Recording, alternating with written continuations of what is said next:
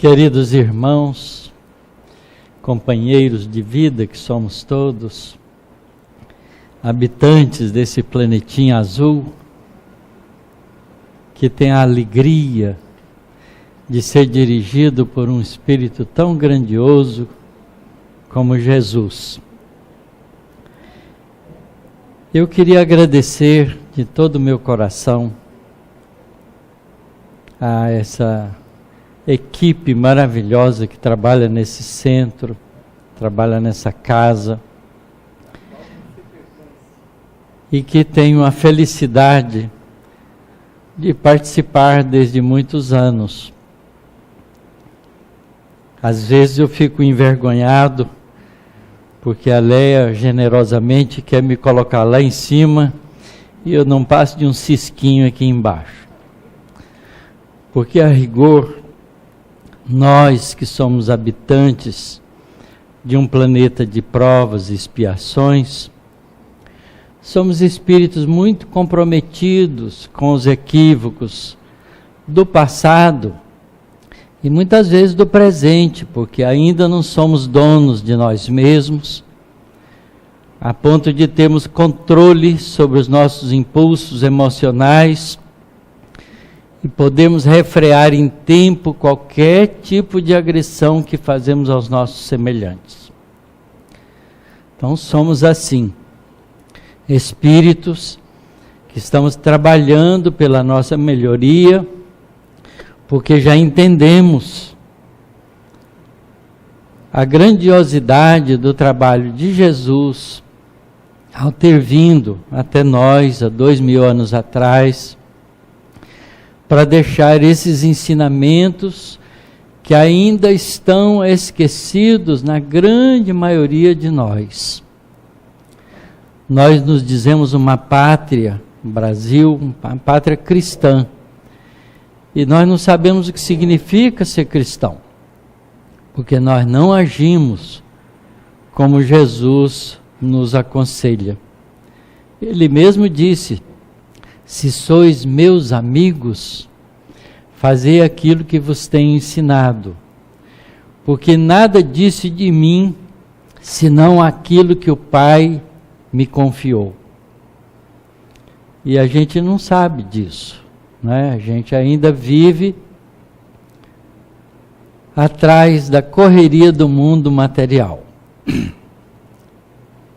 Então que nós possamos hoje, né, estando reunidos aqui, nos comprometermos com o nosso progresso espiritual, de seguir os ensinamentos que temos recebido, de sermos pessoas melhores, construindo um mundo melhor.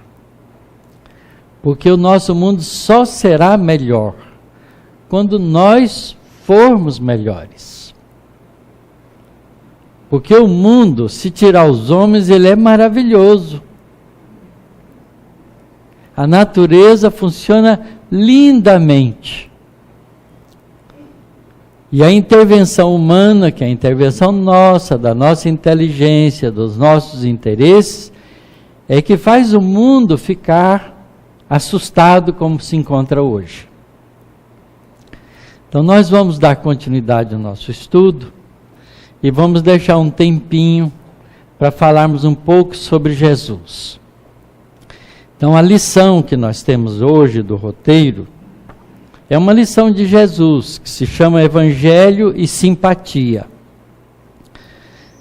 E eu acho curioso os títulos que muitas vezes o Emmanuel coloca nas lições, né? Quem ia pensar em dar um título numa lição de Evangelho e Simpatia? Porque a gente ainda entende os ensinamentos de Jesus como se fosse uma coisa muito séria, rígida, não é? Triste, e não é nada disso. O Evangelho é alegria. Vamos ver o que Emmanuel nos traz. Do apostolado de Jesus, destaca-se a simpatia por alicerces da felicidade humana. Olha, simpatia, não é? por alicerce da nossa felicidade. A violência não consta da sua técnica de conquistar. Jesus nunca usou violência como técnica de conquista. Diferentemente dos mundos, dos homens do mundo, dos imperadores, dos governadores, dos presidentes, que só fazem fala de ameaça. Ainda hoje, vemos vasta fileira de lidadores do sacerdócio, usando em nome dele a imposição e a crueldade.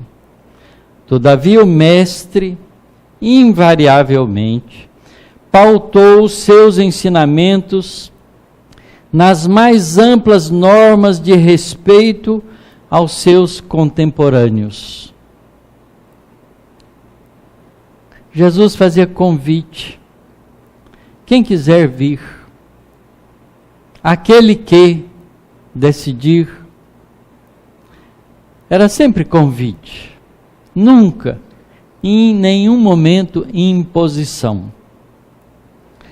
Jamais faltou com entendimento justo para com as pessoas e as situações. Divino semeador, sabia que não basta plantar os bons princípios, e sim oferecer, antes de tudo, a semente, favoráveis condições necessárias para a germinação e o crescimento. Certo, em se tratando do interesse coletivo, Jesus não menoscaba a energia benéfica. Exproba o comercialismo desenfreado que humilha o templo, quanto profliga os erros de sua época. Entretanto, diante das criaturas dominadas pelo mal, enche-se de profunda compaixão e tolerância construtiva. E não é só compaixão e tolerância, é compaixão e tolerância construtiva. Isso faz a grande diferença. Aos enfermos, não indaga quanto à causa das aflições que os vergastam, para irritá-los com reclamações. Auxilia-os e cura-os. Os apontamentos que dirige aos pecadores e transviados são recomendações doces e sutis. Ao doente curado no tanque de Betesda, explica despretensioso: vai, e não reincidas no erro, para que te não aconteça coisa pior. A pobre mulher apedrejada na praça pública adverte bondoso: vai, e não peques mais. Não indica o inferno às vítimas da sombra, reergue-as compassivo e acende-lhes nova luz. Compreende os problemas e as lutas de cada um, atrai as crianças a si compadecidamente, infundindo nova confiança aos corações maternos. Sabe que Pedro é frágil, mas não desespera, e confia nele. Contempla o torvo drama do espírito de Judas, que a humanidade ainda não perdoou. No entanto, não os expulsa do colégio apostólico.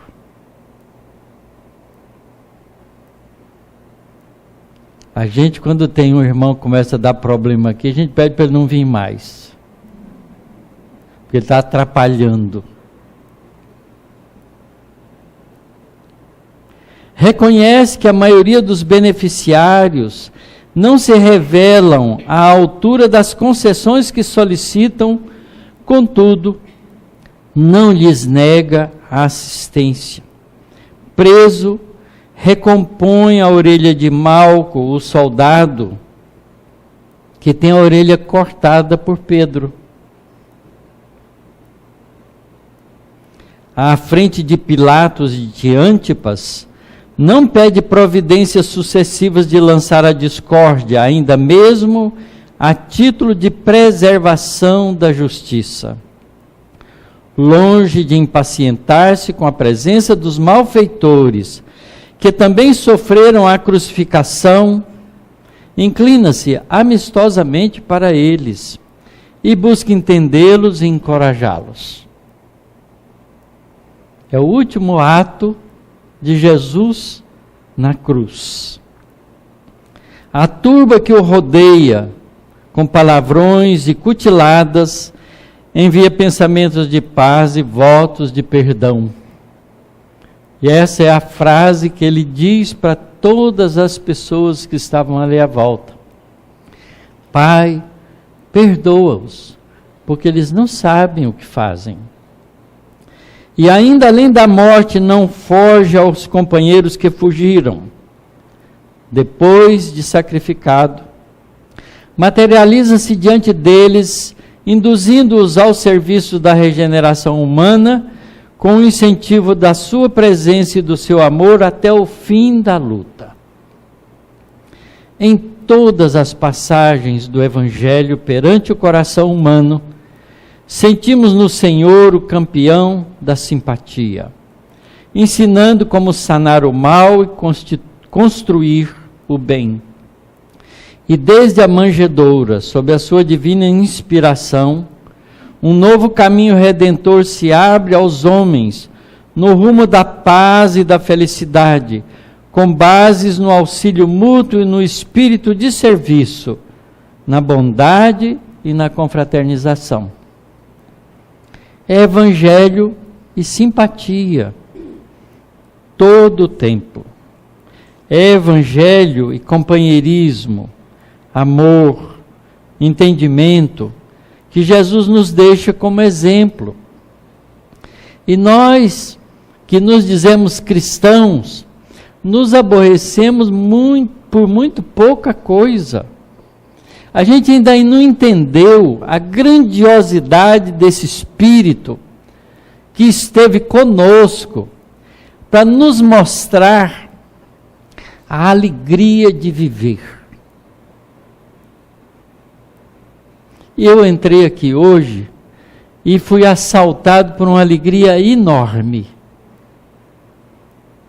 Um belo assalto. Por quê? A gente não sabe ainda o significado das alegrias espirituais. Nós nos contentamos com as alegrias transitórias, efêmeras, fogo de palha, dos prazeres do cotidiano.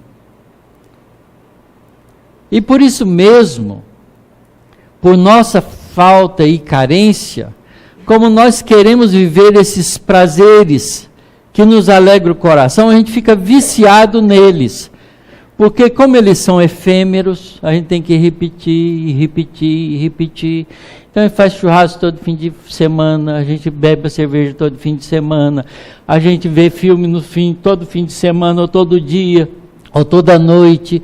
E a gente fica em busca de alguma coisa que nos contemple, algo que nos tire do nosso estágio de incompreensão conosco mesmo.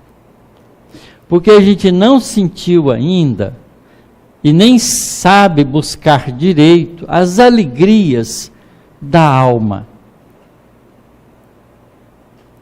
A gente não sabe ainda apreciar um dia de sol. A gente não sabe apreciar um dia de chuva. A gente reclama do sol porque ele está quente demais. A gente reclama da chuva porque ela está molhando demais. A gente tem medo do raio, do trovão, como se eles fossem algo que nos agride. E nós nos agredimos muito mais do que tudo isso que nós percebemos da natureza. Porque a chuva lava nossa alma e lava o nosso corpo, se a gente quiser tomá-la. Faz isso uma vez por ano, pelo menos. A água da chuva é abençoada.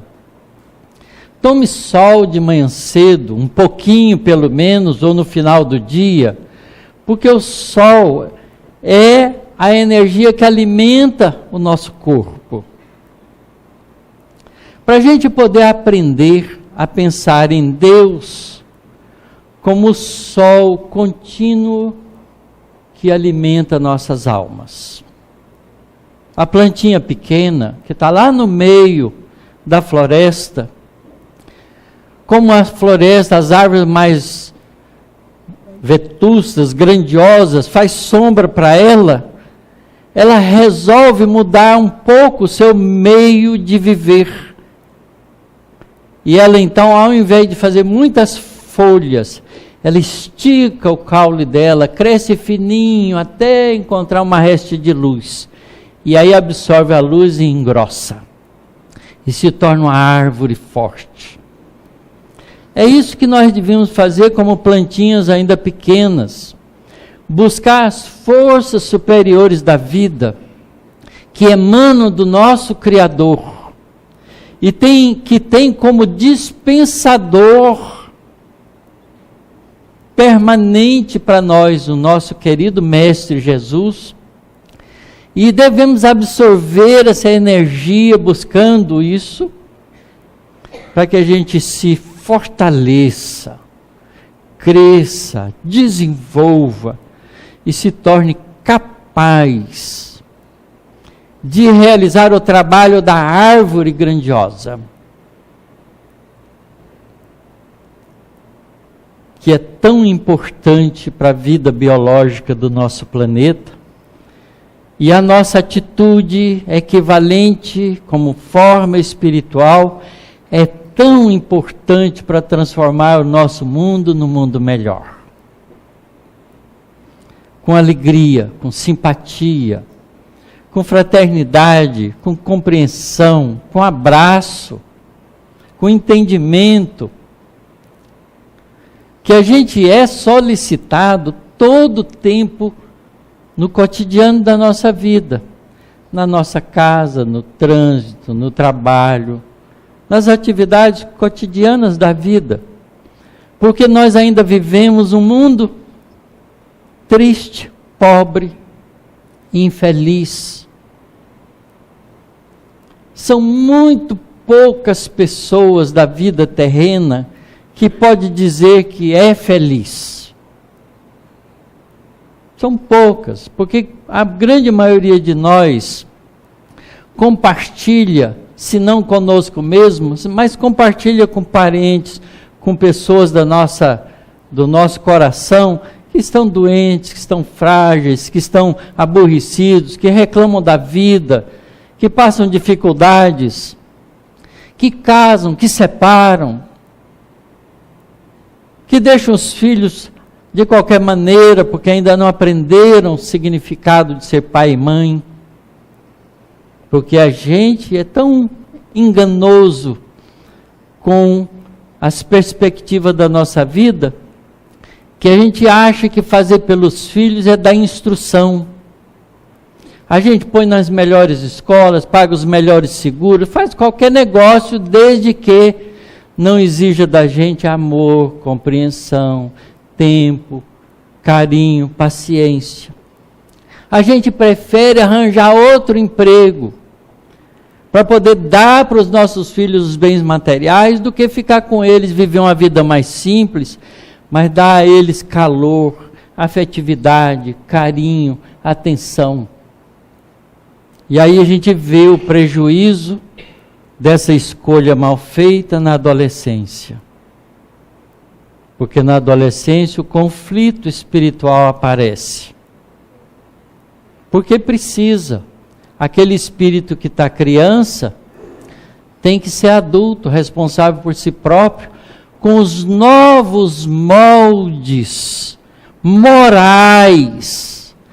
Não instrução, mas os moldes morais novos que os pais ofereceram para os filhos enquanto criança. E o nosso mundo então fica repetindo de geração em geração coisas estranhas, atitudes não compreendidas por causa do desvio da juventude, por causa do problema que o filho traz. Não sei mais o que eu faço com meu filho. Não é? Que são os dramas do dia a dia das nossas famílias. Fora o fato de por que nós nos distanciamos desse evangelho de amor, que nos ensina a viver como seres espirituais que somos, entramos em desacordo com a vida, porque os nossos negócios às vezes não funcionam bem, ou um parente cria problema para nós, e de repente a gente está com uma tristeza enorme dentro do nosso coração, num estado depressivo, sem saber o que significa viver. Para que viver assim? Essa é a pergunta que a gente faz. Eu não quero esse tipo de vida para mim, mas não sabe onde buscar, porque busca nas ilusões e fantasias da vida terrena, que passa. Porque nenhum de nós que estamos aqui ou em qualquer lugar desse planeta com um corpo de carne e osso pode dizer que estará nele amanhã. Ou daqui a alguns minutos até. Mas a gente está muito mais atrelado e apegado rigidamente aos nossos interesses do dia a dia, da vida terrena.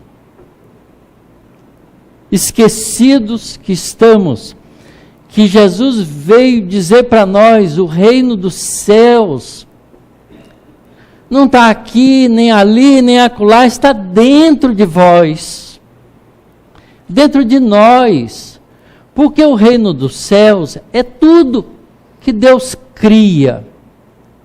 E tudo que Deus cria, se nós estivermos harmonizados com essa criação, a gente estará no céu. Porque não há alegria maior, mais profunda para o ser espiritual do que sentir Deus dentro de si. Existe uma palavrinha que a gente às vezes usa, estou fazendo um negócio aqui, eu estou entusiasmado com isso. Sabe o que significa entusiasmo? Entusiasmo significa Deus dentro. A gente fala e não sabe o que significa. E a gente fica entusiasmado sem Deus dentro. Porque a gente elege outro Deus para nós, que é o interesse imediato da vida terrena. O Deus matéria. O Deus que desfaz, porque não há nenhuma estrutura sólida da vida terrena que não se desfaça em átomos que os compõem. Mas o Espírito não é isso. O Espírito é o dono da vida. É o ser que sente, que pensa, que quer, que ama, que odeia, que age. Essa é a nossa realidade. E essa realidade é permanente. O nosso corpo se vai e nós ficamos. Continuamos sendo. E continuaremos sendo para sempre. Vocês sabem o que significa para sempre? Vou dar uma ideia. A Terra, como planeta, tem 4,6 bilhões de anos de existência. Para sempre envolve a duração de todos os planetas do universo. O nosso para sempre é logo ali. Às vezes a gente fala isso, nunca mais quero saber disso. E daí em seguida está fazendo. Porque o nosso nunca é um nunquinha, desse tamanico. Como o nosso para sempre também é desse tamanico. Aliás, quando a gente casa, a gente não ouve isso, vocês estão unidos até que a morte nos separe. A gente separa em vida logo. Que morte o quê? Não é? Porque o nosso para sempre é curto, de curto alcance. A gente não tem noção da grandeza de ser imortal, que é o que nós somos. Jesus veio 2000 anos atrás ensinar, dar esse exemplo, conviver conosco, porque ele sabia que um dia, nem que fosse 2000 anos depois, olha nós aqui, a gente ia estudar isso de novo e ia entender. Que é o que nós estamos fazendo agora. Mas já tem 2000 anos que esses ensinamentos estão conosco. O que a gente estava fazendo antes? Correndo atrás do prejuízo, que é o que nós sabemos fazer. A gente não sabe correr atrás do lucro, a gente corre atrás do prejuízo. Não é uma burrice? Às vezes as pessoas falam isso, o que você estava? Estou correndo atrás do prejuízo. Eu corro atrás do lucro. Já aprendi que não vale a pena fazer essa bobagem. E o lucro do espírito é a conquista dos valores imorredouros da alma, que são só 2. Por incrível que pareça. É saber e amar. Não tem mais nenhum. Saber, conhecer a criação divina, isso é que significa saber. Não é estudar física lá na universidade, não. Isso é só um pouquinho, uma pontinha de nada. Saber, conhecer a criação divina. Como nós somos espíritos imortais, nós vamos conhecer tudo da criação divina, ainda um dia. E a outra coisa é amar, porque são as 2 asas que faz a gente voar como ser espiritual. Amor e sabedoria.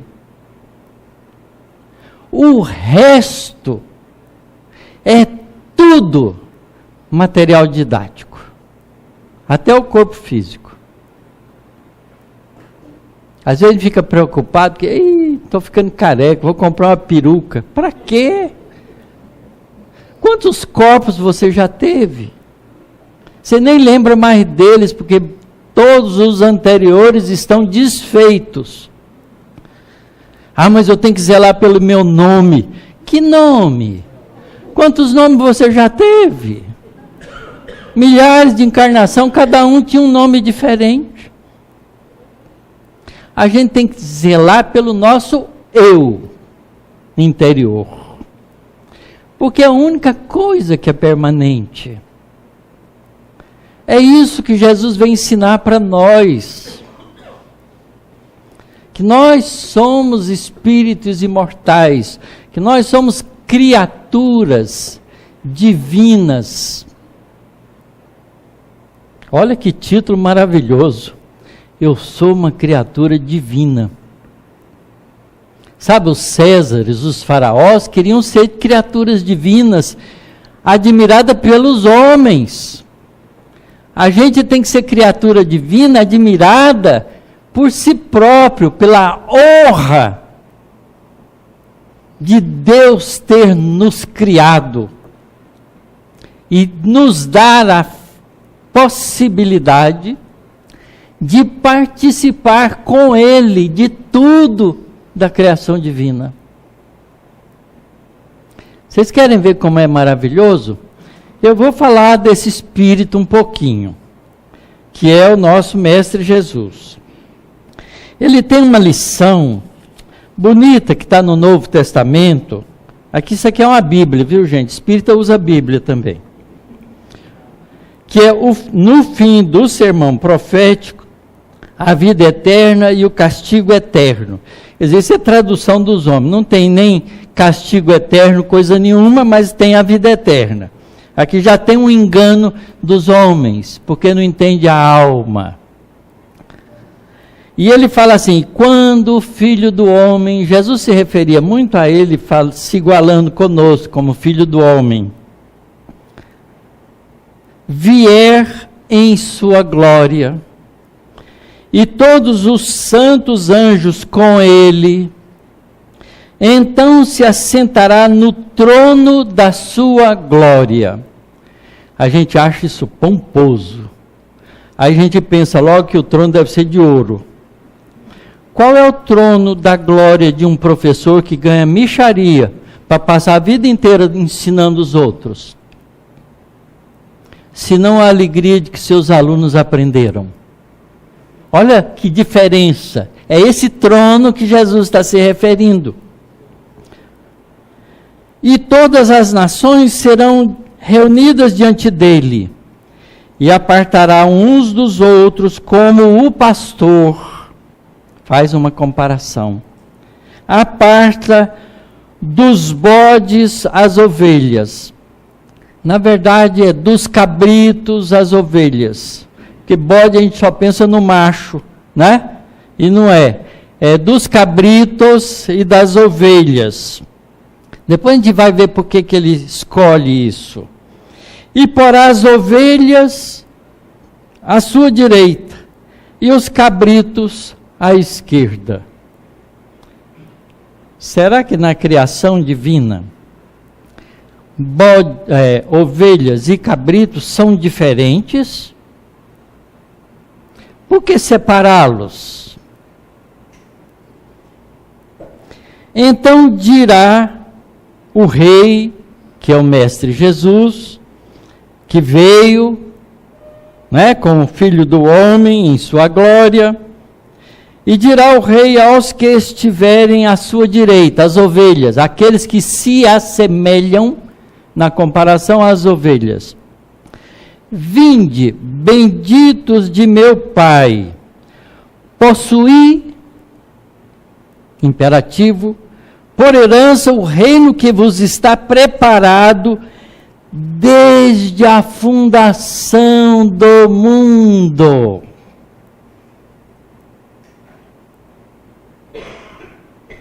Desde a fundação do mundo. Jesus está falando aqui da fundação do mundo. Esse reino que ele preparou para nós, se a gente for ovelha, desde a fundação do mundo. 4,6 bilhões de anos atrás o nosso mundo começou. Jesus é um espírito fabuloso, angelical, desde antes da formação do sistema planetário solar. Porque antes nosso mundo não existia ainda. E ele preparou isso planejadamente, como espírito angelical que é, para o nosso tempo. Dá para entender a grandeza desse espírito? Dá para desprezar os ensinamentos dele para nós? De ter tido a coragem de nascer entre nós para nos ensinar isso? Qual é a diferença entre ovelhas e cabritos? A ovelha dá uma coisinha a mais que o cabrito não dá. O que é? A lã. E o que é tão suave quanto a lã no homem? O amor. Então, se é para aqueles que já sabem amar, daqueles que precisam ainda aprender a amar. E para aqueles que já sabem amar, oferece a herança do reino que está preparado desde a fundação do mundo.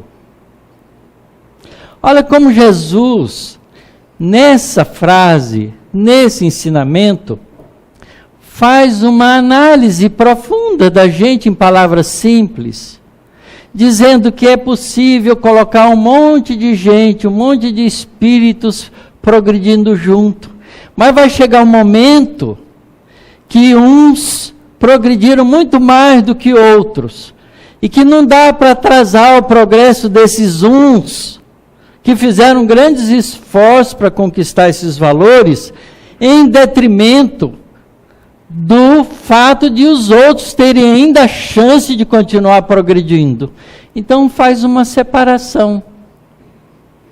Uns à direita, outros à esquerda. Isso é simbólico. Dizendo que o nosso planeta é uma escola espiritual, que desde o seu começo foi planejada para isso por mentes crísticas como a de Jesus, espírito angelical que já era, e que assume a tarefa de dirigir o nosso planeta, fazer o nosso planeta ser uma casa divina.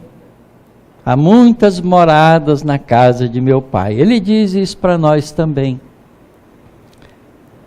E organiza a vida na terra, dando oportunidade para nós, pequeninos, que começamos depois dele, porque Deus não criou o universo. Deus cria, continua criando. Jesus é anterior a nós porque foi criado antes de nós. Do mesmo jeito que todos esses animais que estão vivendo na Terra são princípios inteligentes em evolução que foram criados depois de nós. E a vida segue porque Deus não criou, Deus cria, continua criando. Há estrelas se formando agora e há estrelas morrendo, sendo explodidas ou esfriadas, porque já queimaram todo o seu combustível. A distância entre uma estrela que está se formando e uma estrela que está morrendo são mais de 10 bilhões de anos. O Sol nosso tem 5 bilhões de anos, está no meio da vida dele. A nossa galáxia tem mais de 10 bilhões de anos de vida. E tem novas formações galácticas por esse imenso universo, criação da mente superior, que é Deus. A gente não sabe dessas grandezas porque a gente fica discutindo o juro bancário. Que a carne subiu de preço, que a gasolina está insuportável de comprar. É escolha nossa. Cada um faz a sua escolha. Porque nós podemos escolher as coisas boas se a gente quiser. Vocês acham que os espíritos bondosos que trabalham pelo bem da terra, que faz esse esforço grandioso de escrever essa quantidade imensa de livros, para ver se põe na nossa cabeça a sabedoria da realidade espiritual, para a gente mudar de vida à toa? Não é, porque eles nos amam. O trabalho de Kardec é um trabalho gigantesco, para trazer para nós de forma definitiva o conhecimento da realidade espiritual e das leis espirituais que nos governam, não na Terra, mas no universo inteiro, porque esse conhecimento é universal. Como são universais as leis da física, as leis da ciência. Um elétron observa as propriedades que ele tem aqui ou em qualquer ponto do nosso universo. Obedece às mesmas leis do eletromagnetismo em qualquer estrela do nosso cosmos. E sabe quantas estrelas tem? Querem fazer uma conta? Multiplica 3 trilhões por 200 bilhões. Aquelas que nós somos capazes de observar com a nossa ciência.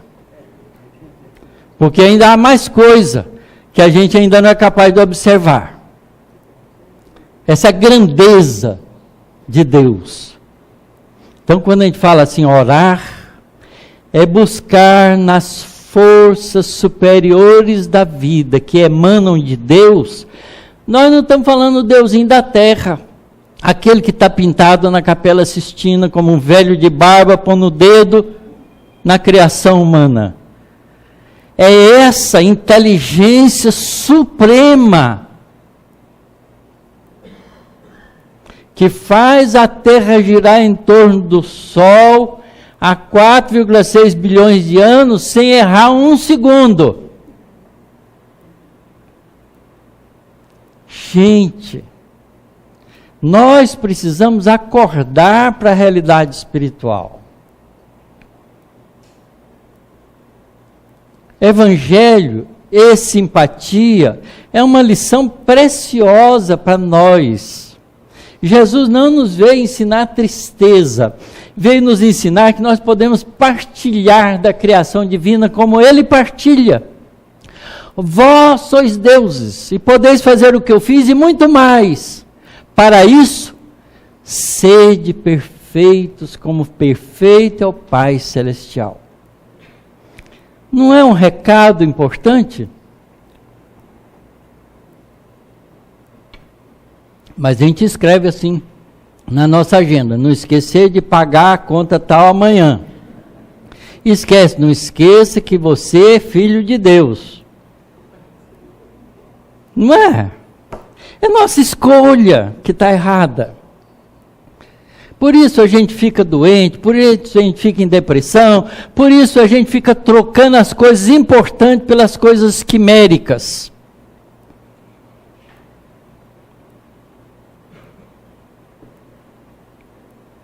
É hora de sermos espíritos imortais.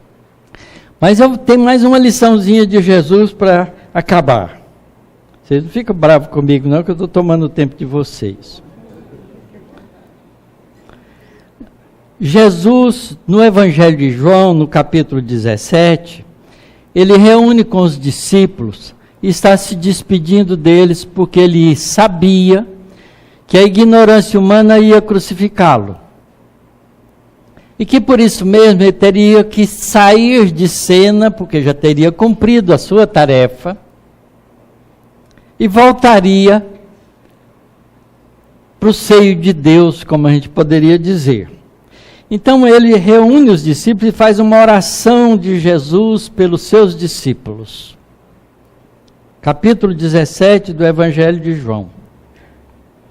Jesus falou assim, e levantando seus olhos ao céu, disse: Pai, é chegada a hora, glorifica a teu Filho, para que também o teu Filho te glorifique a ti. Olha a glória que ele ia ter, ser crucificado.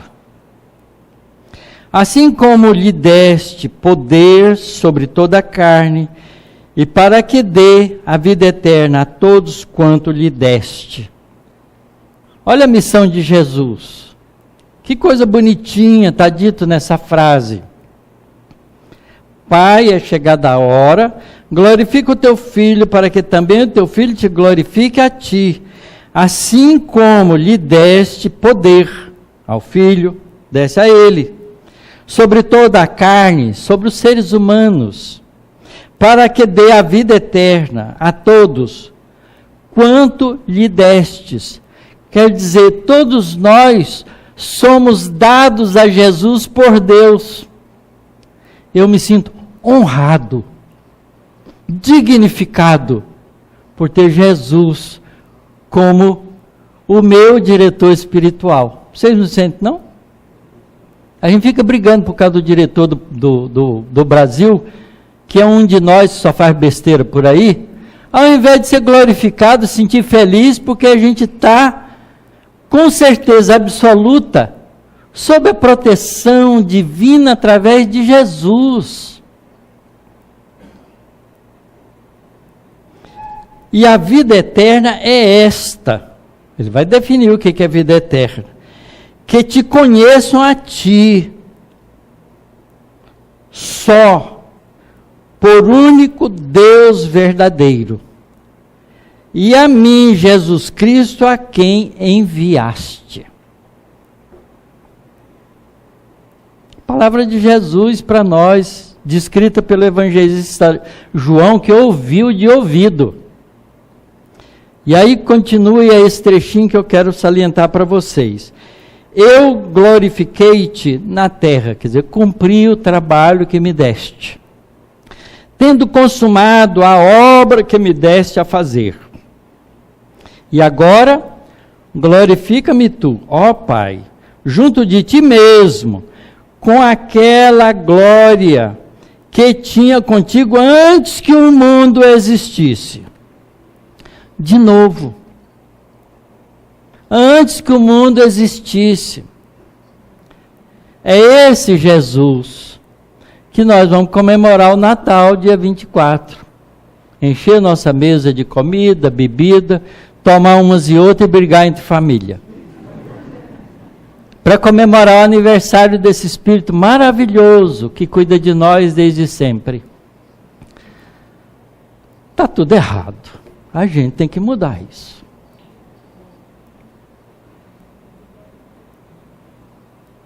Cada um faça o esforço de mudar como achar melhor, porque a decisão é individual. Porque a responsabilidade é individual. A cada um será dado segundo as suas obras, não a dos outros. Feliz Natal a todos. Muito obrigado pela paciência de vocês.